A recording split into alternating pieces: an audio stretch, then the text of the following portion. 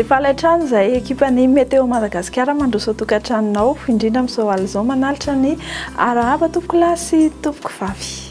Ny nandrafitra ny toetrandro dia mbola ny alina izay malefaka hatrany ary tsy maro toerana izany amin'ny faritra sasany. Araka izany ary dia toy izao manaraka izao ny andro no vinavinaina ao amin'ny rapitso fa 14 ny volana aprily 17 amby 2000. Anorana malefaka any Antalaha ny faritanin'ny Toamasina ary mipakatra any amin'ny faritra Vadivavy Fitovinany izany.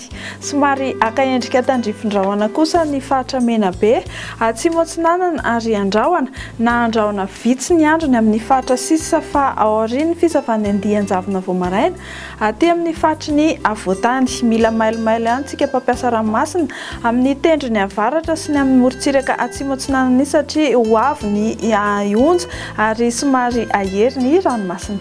Ho amin'ny rapitso tolakandro indray dia anorana malefaka hatrany any Antalaha, Analanjorofo ary aka endrika tandrifin-drahona mety ho araha-kotrika izany any Diana sy Sofia, Vadivavy Fitovinany, Atsimo Atsinanana, Taolagnaro ary ny ilany Avoana Andrefana sy Atsimo Andrefany Madagasikara iny.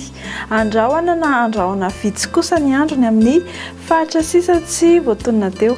Ny maripana indray dia somary tsy dia nihetsika firy amin'ny rapitso maraina 12 hatramin'ny 17 degré ny aty amin'ny faritry ny Atitany arak'izao tarehimarika hitantsika amin'ny sary izao.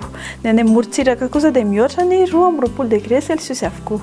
Ho amin'ny rapitso tolakandro dia izy fiakaran-kely ny maripana indrindra ho amin'ny aty amin'ny faritry ny Atitany 14 degré celsius izany. 13 degré kosa ny ambony indrindra any Maivatanana sy ny any amin'ny faritanin'ny Toliarany. Dia tsy ho adinonay hatrany ianao raha mikasa epita ranomasina fa tara ro amin'ny rapitso fa ibaliga be ny masoandro amin'ny rapitso any La Réunion sy ny faritry Seychelles tahaka izay ihany koa any Milan, Nairobi sy Bangkok.